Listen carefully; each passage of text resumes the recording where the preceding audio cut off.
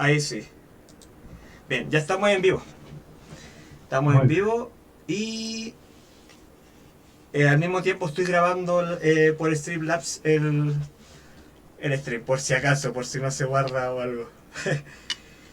Bien, bueno, eh, lamento muchísimo la hora, el destiempo, agradeciendo también a los colegas, les pido reiteradamente disculpas. Instagram, Contexto, hace poco creo que actualizó su plataforma y creo que solamente se puede streamear en vivo a partir de los 1000 seguidores. Lamentablemente no tengo tantos seguidores, me faltan como 400 más para recién hacerlo, así que vamos a tener que esforzarnos un poquitito más. Bien, Vale. bueno, me presento, mi nombre es Fernando Terrazas, soy psicólogo clínico, actualmente estoy trabajando en un establecimiento público, educacional. También me dedico a la psicoterapia en la parte privada, ¿no es cierto? Y donde ya más o menos hace un año y medio me estoy dedicando a la población TOC y problemas de ansiedad relacionados.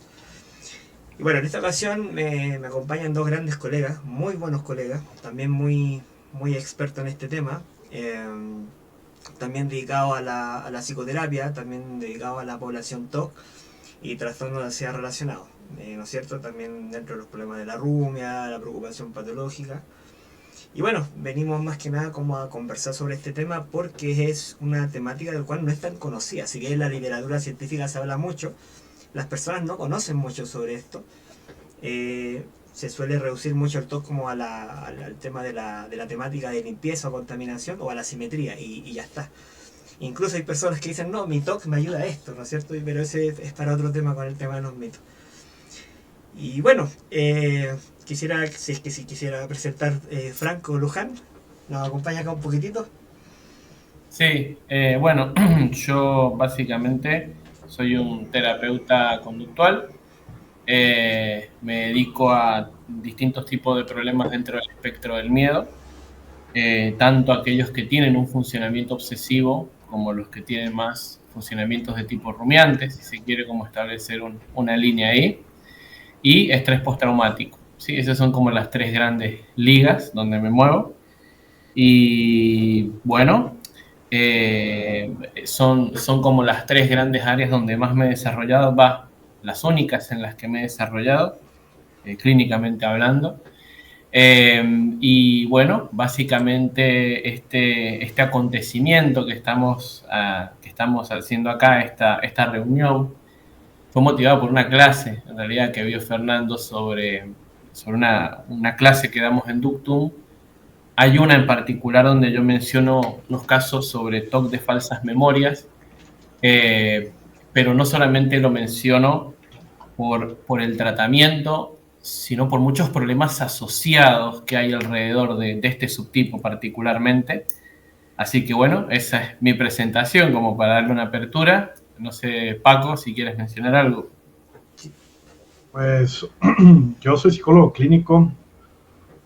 Como psicoterapeuta tengo de tiempo completo aproximadamente 5 años. Sí, súper. ¿Vale?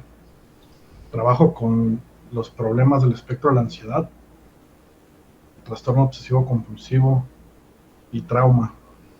Ah, interesante. Es con lo que me estoy moviendo. Eh,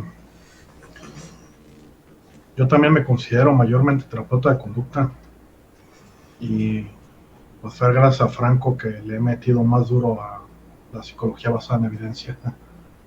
¿Vale?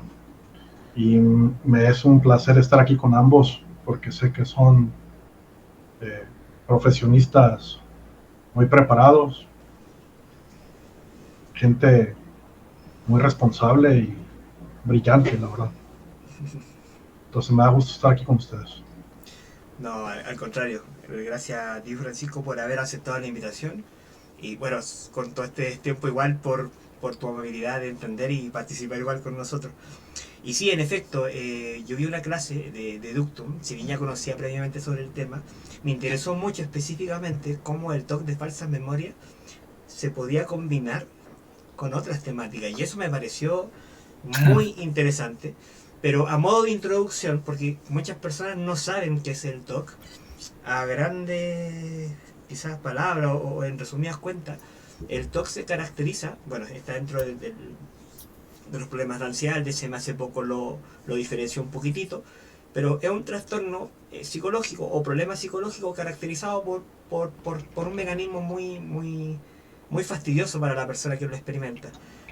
Por una parte está la parte obsesiva, que tiene que ver con pensamientos intrusivos, sensaciones, imágenes o sensaciones de impulso que la persona no quiere tener, no quiere experimentar, y donde viene esta segunda parte del mecanismo, que es la compulsión, que tiene que ver con cualquier conducta, cualquier estrategia para eliminar esta experiencia, para eliminar este pensamiento, sensación, imágenes, etc. Y donde hay, por supuesto, una sensación de control, un alivio temporal. Y donde eso, lamentablemente, por supuesto, dura bastante poco y se reinicia esto, ¿no es cierto? Donde hay elementos disparadores que lo vamos a entender como estímulos que pueden ser gatillados de forma externa o interna, y donde de nuevo atenta con esta sensación de no querer experimentarlo. Bien, ¿y qué tiene que ver esto con lo de las falsas memorias? La temática específica de este tipo de TOC o subtipo de TOC tiene que ver con un eje temporal hacia el pasado, y eso es lo interesante, porque por lo general son eventos que no ocurrieron y donde la persona con esta duda de si ocurrió o no, esta es la parte obsesiva, intenta revisar, y ahí viene la compulsión más encubierta o mental o interna, si se puede decir así, y donde cada vez empieza a dudar más sobre estas vivencias, ¿no es cierto? Y de nuevo, o consulta a otras personas, ¿no es cierto?, si es que ocurrió o no, y de nuevo se repite este ciclo. Bien, entendiendo eso, quisiera partir quizás con la primera pregunta, quien quiera responderla. Si han tenido experiencia clínica con algún paciente dentro de lo confidencial y ético, por supuesto, que pudiesen compartir con este subtipo de TOC o esta temática de falsas memorias. Sí, sí he tenido. No han sido los más, han sido como máximo 3, pero extremadamente graves y agravados. ¿Sí?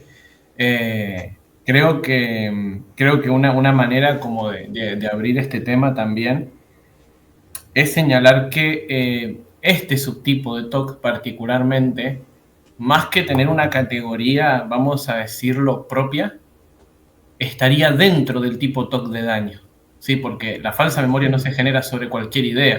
Es decir, el proceso retrospectivo, esto de querer ir al pasado a revisar si hice o no hice, no es por cualquier tipo de temática, es sobre la posibilidad de haber cometido un daño, un ilícito, un agravante, un problema, algo de tipo moral. Por eso, ese sería la cuestión más molesta y aversiva que obliga a compulsionar para ir a revisar la memoria, ¿sí?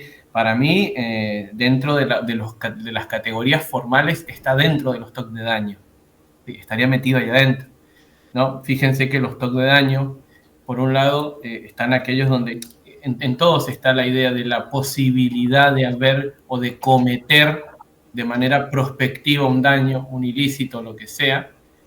Después hay otros que tienen un funcionamiento más parecido a la fobia, que no son tan rumiadores, esto de no me quiero acercar al cuchillo, no quiero... Y después están estos, que son los más rumiadores de todos, de tipo retrospectivo, o sea, querer ir a buscar en la memoria o al pasado para verificar ciertos eventos, ¿no? Es como que lo primero es localizarlo ahí, ¿no? Como para darle una apertura. No sé si quieres sumar algo, Paco.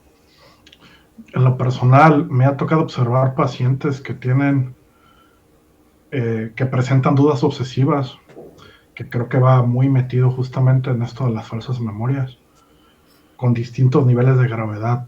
En específico, el único que me ha tocado con falsas memorias, por así decirlo puro, ha sido un paciente sumamente grave, con dificultades inclusive para el diagnóstico, donde no se ponían de acuerdo los psiquiatras entre esquizofrenia o trastorno obsesivo compulsivo.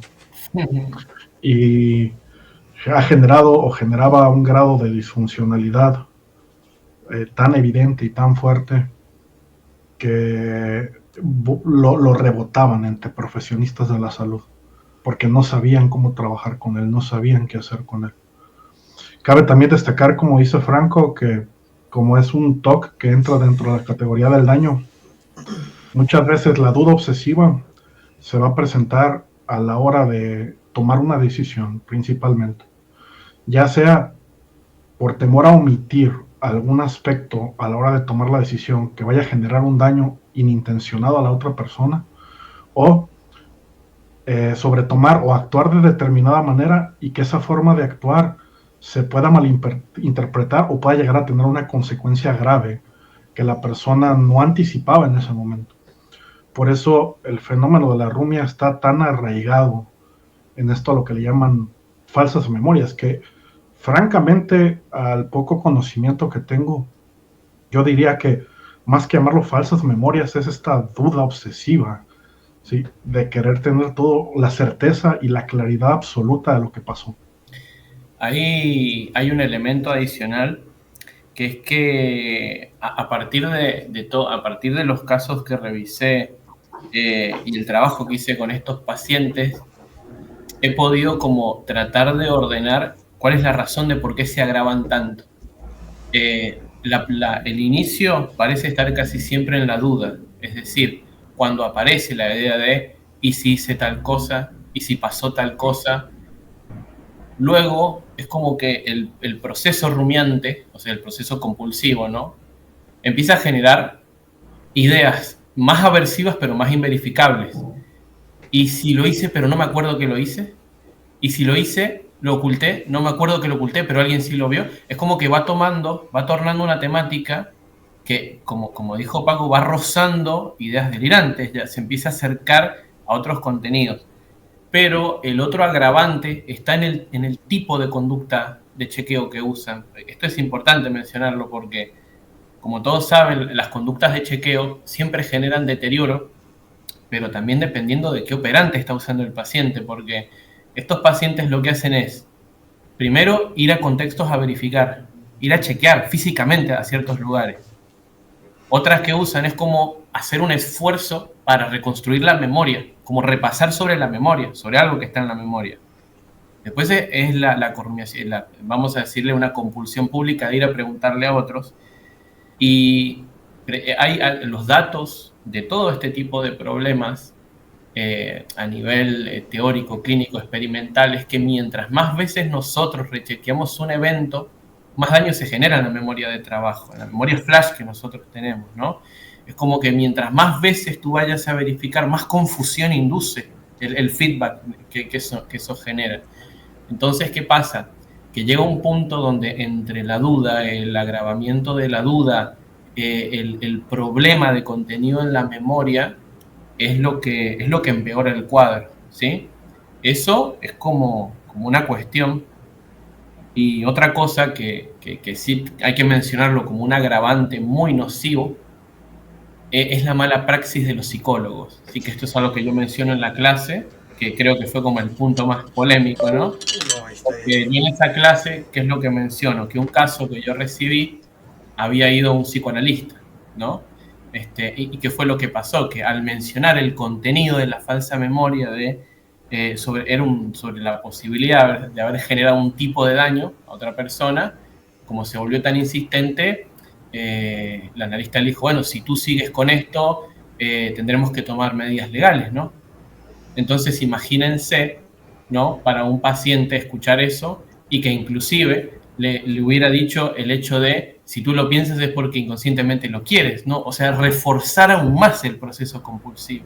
Entonces, eso también hace que el caso se agrave casi a niveles intratables, porque ya hay una cuestión de verificación más allá del daño, ¿sí? Ese es un detalle que quería mencionar ahí. No, es importantísimo porque uno de los componentes que incluso refuerza este ciclo del TOC, que se pudiese reducir en estos tres momentos, ¿no es cierto? Obsesión, compulsión y estallido temporal, es el tipo de creencias que tenemos con relación a los pensamientos. Entonces, el psicoanalista ahí empeoró o reforzó este tipo de relación con el pensamiento.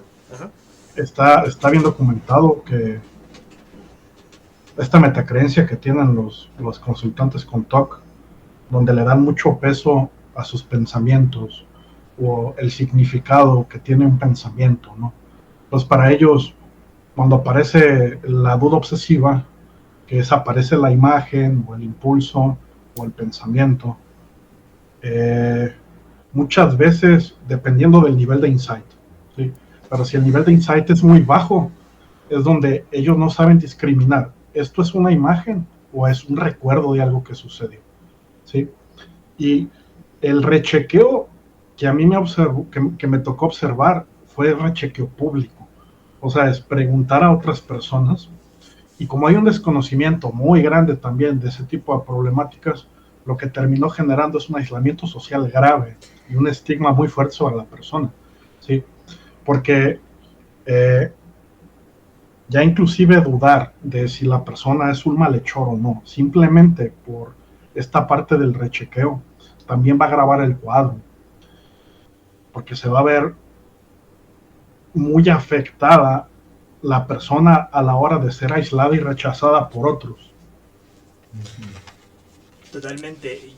A modo de como comentar una experiencia, no fue clínicamente directa porque donde trabajo detecté un caso justamente porque la persona me hizo 2 preguntas en cuanto a signos de agresión hacia otra persona, preguntándome si es que acaso podía llevar una persona casi en contra de su voluntad al hospital. Entonces ahí como que hice algunas preguntas muy puntuales y claro, la persona efectivamente quería esta certeza de detectar algunos signos, el rechequeo público, y también me confesó que intentaba recordar si es que realmente hizo o no lo que me estaba diciendo en cuanto a daño, ¿no es cierto? Bueno, esta persona por supuesto que la derivé, la trató un muy buen colega, pero fue mi experiencia más cercana a falsa memoria. Y claro, empezó a mutar esto de daño a personas y también a mascotas, ¿no es cierto? Entonces ahí fue como donde claro, si una persona desconoce todo esto, el mecanismo del TOC, claramente pasamos a 2 conceptos importantes que ustedes mencionaron. El primero es cómo lo diferencio del espectro de la psicosis, hago la pregunta, ¿no es cierto? Y que también uno se da cuenta de que el grado de insight acá es súper importante, porque la persona puede darse cuenta de que es un recuerdo molesto, que no está muy seguro, pero otros ya empiezan a tomarlo como una certeza, ¿no? Entonces alguien que escucha desde afuera, que ignora todo esto, fácilmente le puede decir que está dentro de la psicosis o dentro de la esquizofrenia, ¿no es cierto? Y bueno, planteo esa pregunta, ¿cómo alguien que no sepa mucho de esto, cómo diferenciarlo, ¿no es cierto? O un terapeuta que se está formando dentro de la experiencia de esta idea de dentro de la psicosis con TOC de falsa memoria, por ejemplo. ¿Qué sería lo distintivo, además de lo egodistónico, por ejemplo? Wow, Muy buena pregunta, muy buena pregunta. Yo creo que se requieren 3 grandes cosas. La primera, haber visto mucha cantidad de pacientes con un funcionamiento obsesivo, cosa de poder reconocer rápido la mecánica del TOC, esa es la primera. La segunda, tener muchísimas habilidades de rastreo del fenómeno que tenés adelante, muchísimas. Y tercero, la necesidad de hacer algún tipo de experimento de conducta, ¿sí? Creo que esas 3, si las entrecruzás, lo terminás encontrando. Pero no solamente no solamente esto que digo, sino hay un elemento más que es el que puede, vamos a decirlo, ensucia la cancha o embarra la cancha, que tiene que ver con ciertas consecuencias adicionales por cómo funcionan estos perfiles. Estos perfiles que yo llegué a atender tenían una característica muy particular, que es que de tanta cantidad de veces que fueron a generar la conducta de chequeo, terminaron generando un problema de estrés postraumático adicional sobre el problema que ya tenían, ¿sí? ¿Por qué? Porque era una cuestión de como la memoria, la falsa memoria estaba ubicada en una habitación concreta, el hecho de ir a la habitación, estar rumiando, verificar, agotarse, volver a hacerlo más horas, hacerlo más tiempo, tener un ataque de pánico allá adentro, empezaron a aparecer flashbacks, empezaron a aparecer pesadillas, empezó a aparecer un funcionamiento que ya iba más allá de lo que típicamente vos encontrás en el TOC, ¿sí? Y también se notaba mucho con la reacción a la EPR, ¿sí? Entonces, ya cuando tenés ese funcionamiento tan desarrollado, ahí lo que yo recomiendo mucho es que también se revisen mucho, no hay tanta cantidad de estudios, pero hay algunos sobre cómo la trayectoria de agravamiento de un caso explica cómo a partir de ciertos eventos donde tú desarrollas TOC, luego el TOC puede desembocar en un estrés postraumático, ¿sí? Dependiendo del tipo de compulsión y a lo que el paciente se expone al momento de realizar las compulsiones, ¿sí? Porque tengamos en cuenta algo, que este no es un detalle menor. El tipo de emoción que moviliza a este subtipo no es cualquiera, es la culpa. No es como en otros que puede ser el miedo, es la culpa concretamente. Entonces son pacientes que te dicen, si yo no resuelvo esta obsesión, este pensamiento, me tengo que denunciar, que me metan preso, no quiero estar libre. Como al no soportar la duda, claro, el paciente no... Y acá viene algo que es importante, esto que decía Paco, el hecho de, claro, no soportan la duda sobre la falsa memoria porque anticipan algún tipo de castigo social que se va a venir. Entonces, en ese peloteo se genera tanto esto, y claro, después el paciente va, habla con un abogado, se arma todo un desastre alrededor, que claro, todo eso también es insidioso para el paciente y para la familia del paciente. Entonces, atravesando toda esa situación, imagínate lo difícil que es manejar ese caso. O sea, ¿cómo puede terminar una persona en esa situación? No, tremendo. Es primera vez que escucho que a partir de este agravamiento del TOC pudiese derivar como subproducto algún estrés postraumático. Tenía más la noción de que pudiese derivar incluso a ideas dentro de la psicosis, ¿no es cierto? Pero es muy interesante. No, a ver, de hecho, no están separados, inclusive tenés toneladas de evidencia de que en el desarrollo de la psicosis tenés trayectorias de estrés postraumático muy desarrolladas a lo largo del tiempo. Es más, nosotros hablamos con Reboleda Gil, que es el que diseñó el modelo de la rehabilitación neuropsicológica de estos pacientes, y él te lo dice, no existe paciente con este perfil que no tenga trauma complejo mantenido a lo largo de mucho tiempo, con contextos súper hostiles, en ausencia de tratamientos indicados. No, es lo típico de esos perfiles, de hecho. Sí. Iba a decir algo el colega. Creo que también evaluar la funcionalidad. Pues desde el TOC te piden evaluar el insight, pues. ¿Sí? No solamente para que tengamos como un pronóstico de cómo puede funcionar o no la EPR, sino también para ver si podemos hablar de algún otro diagnóstico de forma diferencial. Las obsesiones se han mostrado susceptibles, bueno, el TOC se ha mostrado susceptible al cambio, ¿sí? A partir de los resultados que se dan con la EPR, especialmente con el aprendizaje inhibitorio, ¿sí? Entonces, creo que cuando ya estamos hablando de pacientes que a pesar de un tratamiento muy bien planteado, no tienen índice de mejoría o inclusive no cuestionan la irracionalidad de sus propias obsesiones, muy probablemente ya estemos hablando de o un TOC refractario, ¿sí? Que ya va a necesitar otro tipo de tratamiento, o estamos hablando de un problema de psicosis. Pero siempre y cuando evaluando dentro del contexto cómo funciona esa persona, ¿sí? Cómo son sus relaciones, cómo es su desempeño laboral, cómo se desempeña en sus hobbies, si tiene amigos, para evaluar la gravedad y el impacto que tiene esa idea, porque yo voy a hacer una inferencia, una suposición, pero me imagino que en la psicosis sí hay un deterioro mucho más notorio, ¿sí? Y suele ser un deterioro también breve, o sea, no es un deterioro crónico, ¿sí? O que se va generando de menos a más. Inclusive puede ser más impactante que las personas reporten que repentinamente o súbitamente hubo un cambio, ¿sí? Que la persona no tenía. Y cuando estamos hablando de un problema de TOC, ¿sí? O problemas de ansiedad, son problemas que, como dice Franco, se cronifican, generan otro tipo de problemas que se van sumando y se vuelven algo muy complejo. Entonces creo que también evaluar el inicio de la problemática, el curso que ha seguido, ¿sí? Y cómo ha respondido a los intentos de solución que se le ha dado, te puede ayudar también a intentar como hacer esa diferenciación entre si estamos hablando ya de un delirio o estamos hablando de una obsesión. Tremendo. No es tan sencilla. Como lo pienso yo, es como un ensamble. Empezó quizás con un temor a la crítica leve, donde la persona, quizás en un contexto, experimentó una intrusión, escapó inmediatamente y ahí empezó como la temática hacia el eje del pasado. Y sin ningún tratamiento adecuado, esto agrava.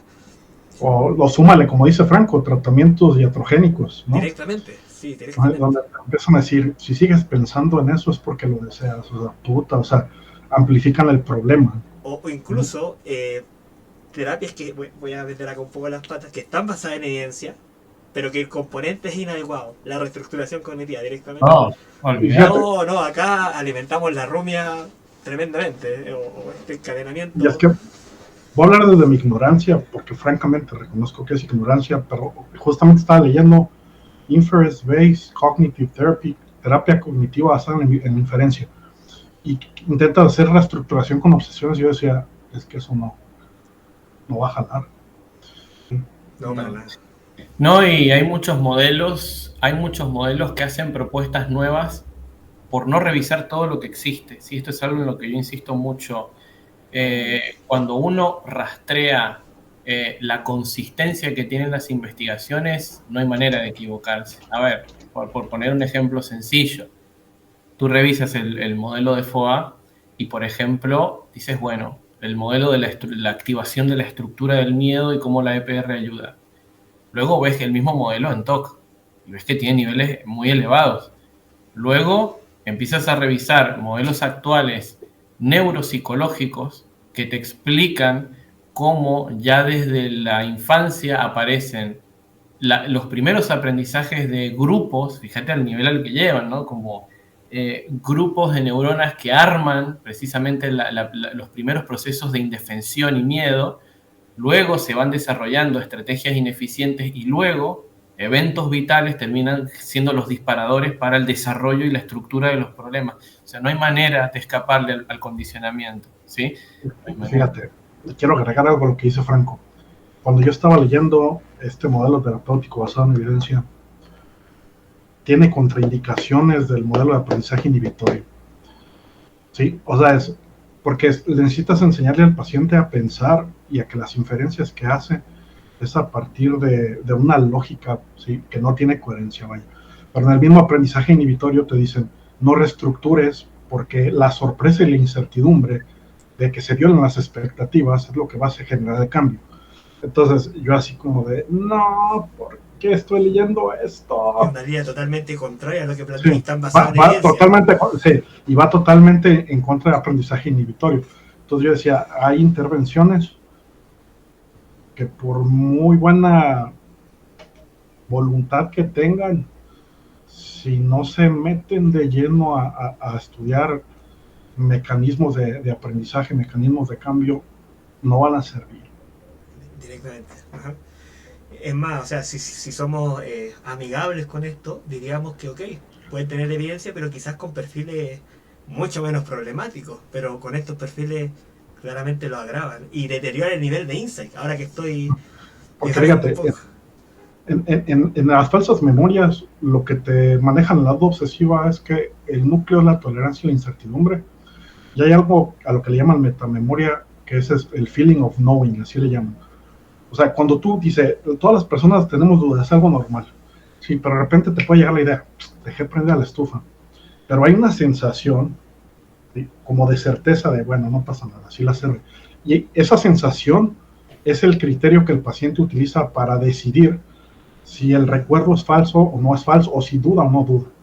Entonces, el pedo sigue siendo el mismo, el no tolerar la incertidumbre, no saber, ¿sí? Y es donde empieza a reconstruir mediante la rumia todo lo que sucedió, pero el problema es que cada vez de que reconstruya lo que sucedió, hay cosas que van a cambiar. Y esos mismos detalles que cambian empiezan a generar más duda, como de puta, pero si había desayunado frijoles o desayuné chilaquiles.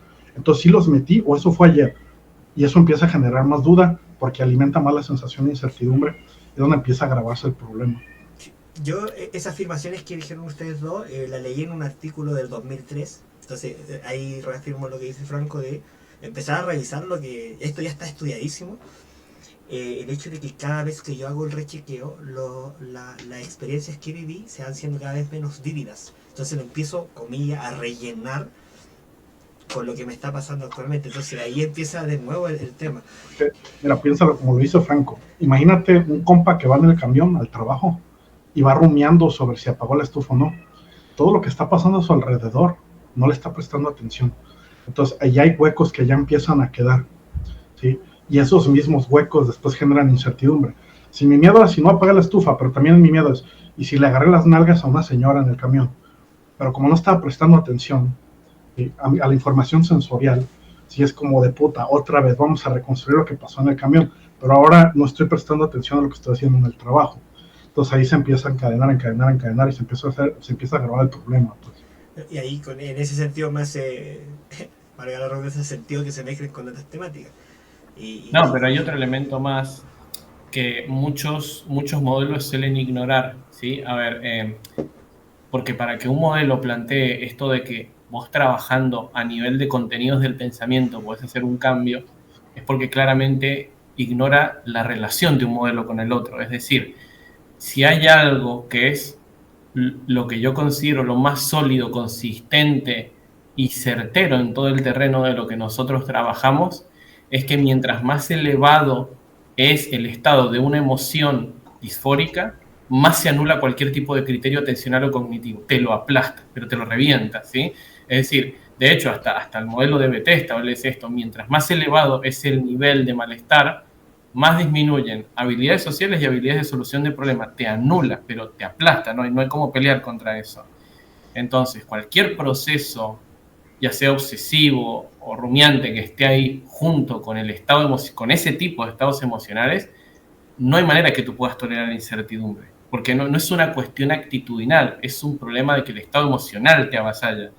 Entonces, por eso es que la terapia de exposición sigue siendo precisamente el gancho que hay que darle. Claro, y esta pregunta la hago también desde la ignorancia, ahora que lo mencionaron, no recuerdo si Francisco o Franco. Cuando un tratamiento mal llevado, directamente iatrogénico o con buenas intenciones, pero mal aplicado, no desconozco realmente si existe evidencia de las líneas de tratamiento más graves, o sea, la estimulación magnética transcraneal, la psicocirugía. Yo creo que, no sé si han escuchado algo sobre eso aplicado con TOC de falsas memorias, yo desconozco, no he revisado. Cuando no se aplica la EPR, ¿no es cierto? No sé si ustedes han buscado algo, yo honestamente no he encontrado. Si mal no recuerdo, en las líneas de tratamiento, porque se van haciendo, ajá, pero es en general, pero creo que sí se tiene que cumplir el paciente tiene que cumplir con ciertos criterios, claro, para poder pasar a terapia electroconvulsiva o magnética transcranial o psicocirugía. Pero antes de esas líneas, yo no sé por qué se ofrecen terapia cognitiva conductual clásica e inclusive ACT después de EPR. O sea, si EPR no funcionó, no sé por qué está sugiriendo terapia cognitiva conductual después, pero es para los casos refractarios. Eso es como que no responden ni a EPR ni a medicamento. Yo hace poco divagaba con un colega, conversábamos un poco. Claro, en la línea de tratamiento están claros los criterios, pero me da la impresión de que cuando no responde a la EPR, pueden haber quizás hasta casos deteriorados de mecanismos neurobiológicos, ¿no es cierto? Pero me da la impresión, acá igual me hago cargo, de que la EPR simplemente no fue bien aplicada. No es que el paciente no responda, es que no fue bien aplicada. También, ese es como el choque que yo tengo cuando veo un protocolo que te da líneas de tratamiento. Llegas a tratamientos farmacológicos o psicocirugía. Inclusive hace poquito hablaban de cómo se trató una depresión resistente, creo que con una cirugía, no mal recuerdo si en Colombia, no lo sé.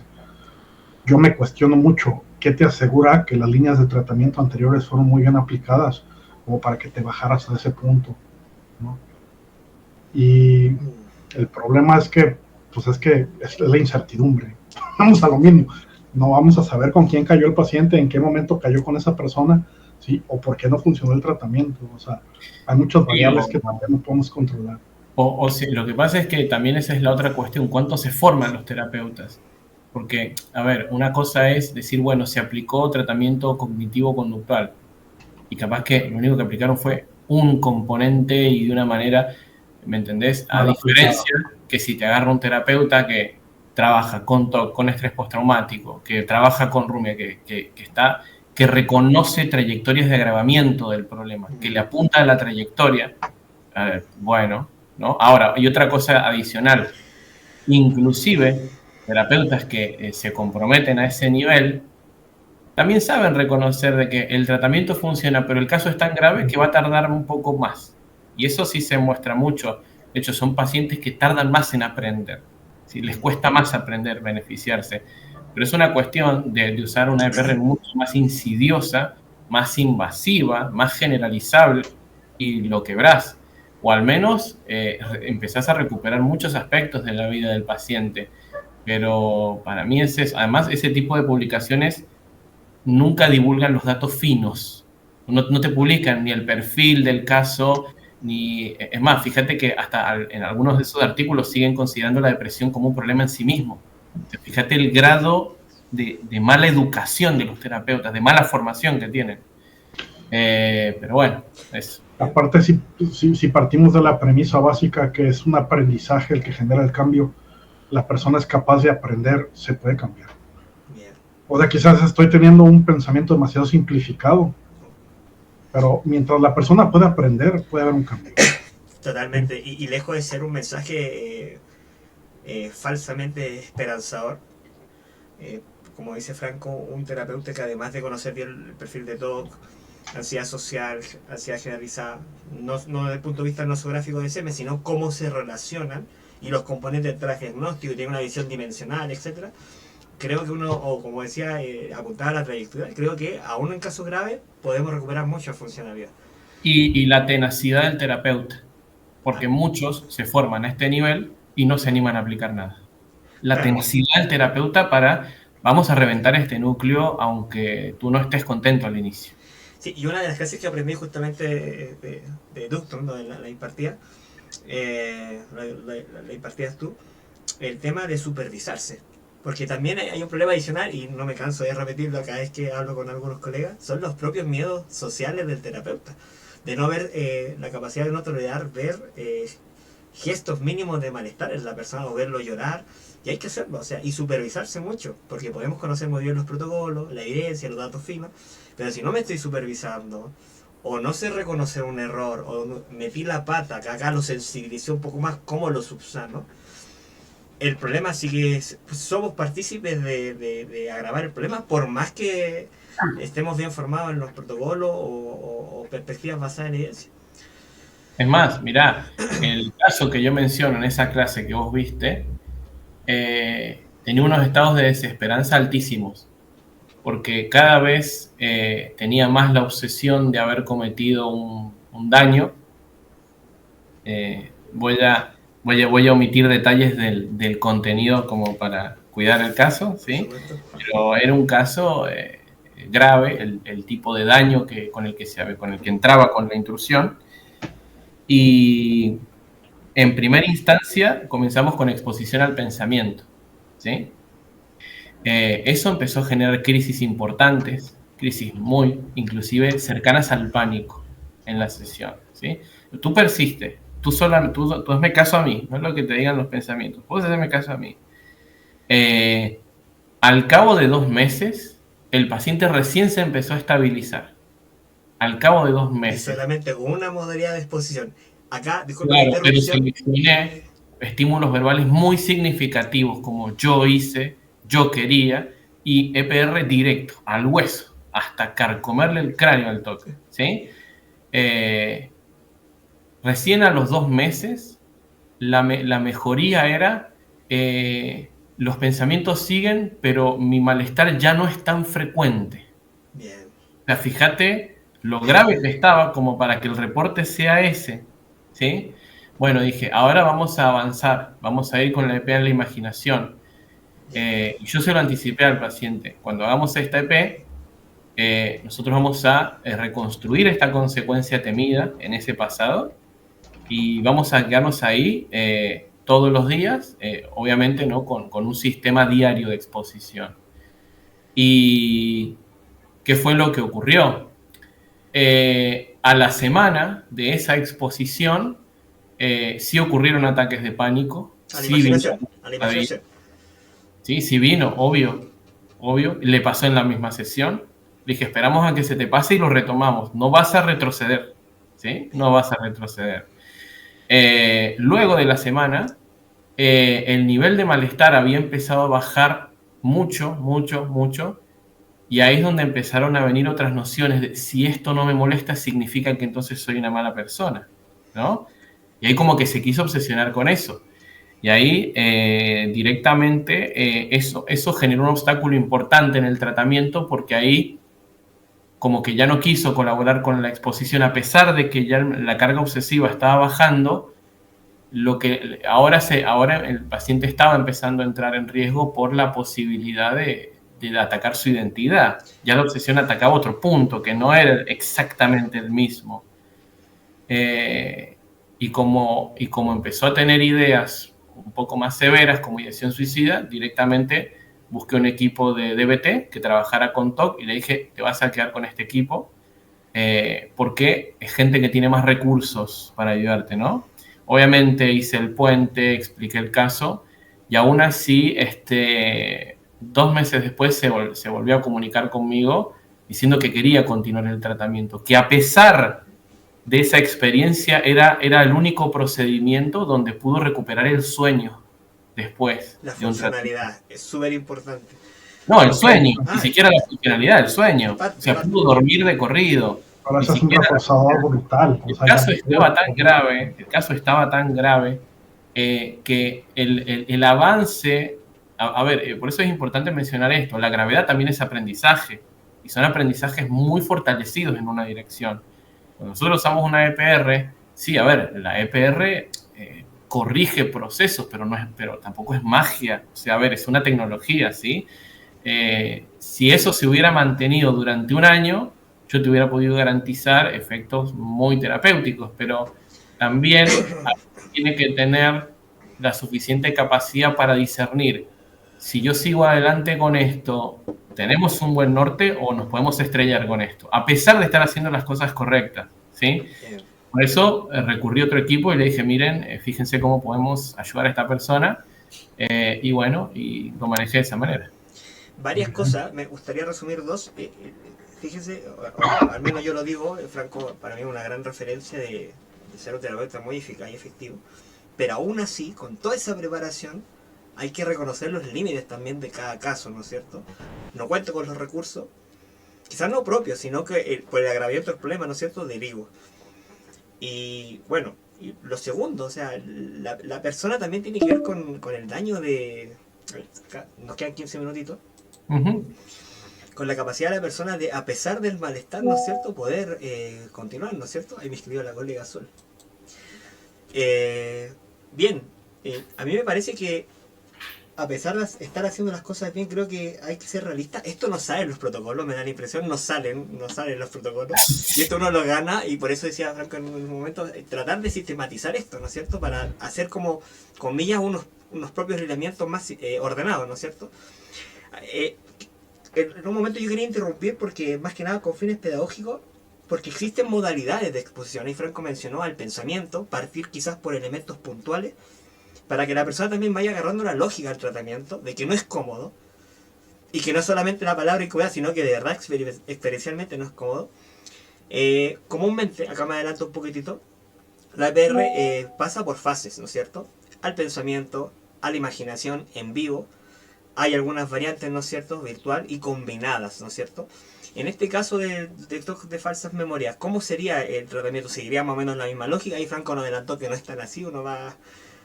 No, en este caso yo cuando los casos son tan severos siempre priorizo la exposición en la imaginación, porque te permite desarrollar periodos para que el paciente se familiarice con la terapia y que vea resultados al mismo tiempo, ¿sí? Pero yo en esos casos es primero al pensamiento, con las ideas que son más corrosivas, o al menos que están más relacionadas, ¿no? Luego pasamos a exposiciones combinadas de pensamiento con parte del recuerdo, ¿sí? Porque obviamente los instigadores también pueden ser imágenes de otras personas, la persona involucrada, puede ser de otra cosa, el otro instigador. Entonces trabajamos imagen más pensamiento. Luego, que logre como atravesar los periodos de tolerancia, pasamos a en la imaginación sola y después imaginación más audiovisual.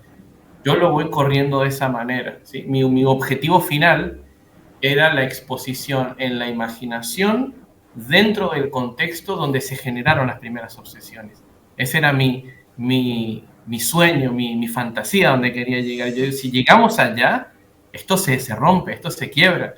Pero bueno, nada, tuvo ese impasse en el medio y bueno, pasó eso. Muy importante, aprovecho de meter una pregunta. ¿Alguna dificultad adicional para reconstruir el relato de la exposición a la imaginación? Ya que constantemente está la duda, entonces, ¿cómo reconstruimos el relato del recuerdo en esa exposición? ¿Hay alguna dificultad adicional? No, apuntarle al miedo nuclear, nuclear directo, porque por la razón por la cual se intenta ir a revisar qué pasó con el recuerdo es por el miedo a aceptar que hiciste algo, es por el hecho de que eso haya ocurrido. La duda no es solamente la duda reiterativa, es qué horrible sería que X hubiera pasado. Por eso van hacia atrás, por eso van a buscar algo. Entonces, bueno, el miedo nuclear es que eso haya ocurrido, bárbaro. Ya con eso armamos el... Y se expone a la duda también. O sea, esta combinación de la exposición en vivo más imaginal, ¿sí? Te pongo un ejemplo, una persona que tiene estado obsesiva de si atropelló a alguien o no. Vas a manejar de noche sí, por una carretera o por calles pequeñas, por calles estrechas, ¿sí? Y mientras vas manejando vas a escuchar un audio donde te digas, voy manejando de noche, estoy solo, ¿sí? Y acabo de sentir que algo pasó que mi llanta pasó por arriba de algo y no sé qué fue, quizás es un niño, pero no lo sé, no me voy a regresar. A lo mejor y mañana me doy cuenta que está muerto y la policía me empieza a buscar, pero no lo sé. Entonces es como de que la imagen que le vas a pintar genere incertidumbre, porque muchas veces más que trabajar el violar la expectativa de si pasó o no pasó, es violar la expectativa de que no puedes tolerar la idea. ¿Sí? Y empezar a generar tolerancia, porque eventualmente si mataste a alguien no lo vas a saber. Quizás lo sepas, quizás no, quizás lo sepas en 10 años, ¿sí? Y muy pero importante, vamos a poner una duda. Muy importante porque ahí la prevención ahí en términos motores es evidente. No pases de nuevo por la calle, no preguntes por las cámaras, no. Pero la parte más encubierta, a tenerle mucho ojo a eso. Porque además, esa exposición tiene criterios de inmunidad, es decir, la que yo mencioné es porque ataca el miedo nuclear, pero esa es para que el paciente se autoinduzca la sensación de incertidumbre y se aguante esa sensación. No más criterios de inmunidad. Sí. Y en la parte de no rumiar es justamente entrenar al paciente en poder conectar con el presente. A mí no me gusta el término mindfulness tradicional, sino como esta parte del mindfulness desapegado de la terapia metacognitiva. De decir, puta, ya me estoy yendo a mi cabeza, voy a regresar al presente, voy a anclarme con las sensaciones. Creo que de la terapia cognitiva basada en inferencias, una de las cosas que sí me gustó es que justamente habla de que hay que ayudar al paciente a conectar con sus sentidos y con lo que está pasando en el ahora, ¿sí? Como para que no entre en esos bucles de empezar a hacer inferencias erróneas. Entonces, discriminar y volver como a lo que está haciendo, la atención, en los procesos de atención. Por ejemplo, le vas a prestar atención a que estás manejando y a que si se sintió la llanta así, tú vas a seguir cantando Welcome to the Jungle en el radio y vas a sentir el sudor pasando por... Si la llanta se movió, plantear con el hecho de, ahí vino otro desafío para ponerme a prueba, para poner a prueba mi cabeza, ¿no? Como razonamiento metasituacional. Ay, quizás fue una piedra o quizás fue la cabeza de un bebé, no lo sé. Sí, entonces el meollo del asunto aquí es en las falsas memorias es la incertidumbre, otra vez, la bendita incertidumbre. No saber, a ver si... El no saber. Porque al final, como decía Franco, una de las consecuencias temidas, además del juicio, por supuesto, de los demás, es que de verdad atente con que ser etiquetado de una determinada manera. Pero me llamó mucho la atención, pero por temas de tiempo, el tema de la identidad es una dificultad importantísima. Y es importantísimo lo de la identidad. Nadie quiere identificarse con un asesino, con un criminal, nadie quiere identificarse con esos tactos verbales. El tema es que cuando no hay un aprendizaje discriminativo, histórico, que haya permitido, que no haya generado los cimientos del funcionamiento obsesivo, estás en un problema. Para el paciente eso es la realidad. Y acá brevemente el tema del esencialismo, de nuevo, quizás un poco filosófico, pero que claro, empaña todo esto y atenta contra el tratamiento. Y ahí metemos el tema de la función pensamiento-acción, o sea, hay que hacer muchas cosas ahí. Pero bueno, le agradezco mucho su tiempo, más allá de los grandes pormenores de haber empezado media hora más tarde. Voy a subir esto también a Facebook, a mi página profesional, y veremos cómo solucionamos lo de los seguidores, así que muy contento por su acompañamiento a dialogar este tema que para mí es muy interesante. Yo espero seguir atendiendo a personas con este problema y específicamente, ¿por qué no con este subtipo? Porque es un desafío y hacer lo mejor que se pueda. Y bueno, no sé si quisieran decir algunas palabras de despedida. Yo agradezco la oportunidad, la verdad me la pasé muy a gusto y se me fue muy rápido el tiempo. Sí, a mí también. Franco, ¿algo a decir? Yo creo que mientras más pase el tiempo, más se va a ir encontrando la relevancia en estudiar cómo funciona el estrés postraumático y el TOC. De hecho, hasta hay muchos estudios que por el tipo de funcionamiento los están empezando a relacionar cada vez más, ¿no? Sobre todo esto que yo les mencionaba, cómo de uno te lleva a otro y otro a otro, ese peloteo que se genera en el aprendizaje, y la tecnología para tratarlos, creo que es el futuro de los mejores tratamientos que pueden existir. Dudo que haya algo mejor que eso realmente. La terapia de exposición prolongada. Bien, hay algo que estudiar justamente, la especialización estamos en ese módulo justamente. Bien, bueno, muchas gracias por su compañía, espero volver a invitarlos por otros temas y sin tener este problema de la transmisión, ¿no es cierto? Eso, muchas gracias. Gracias.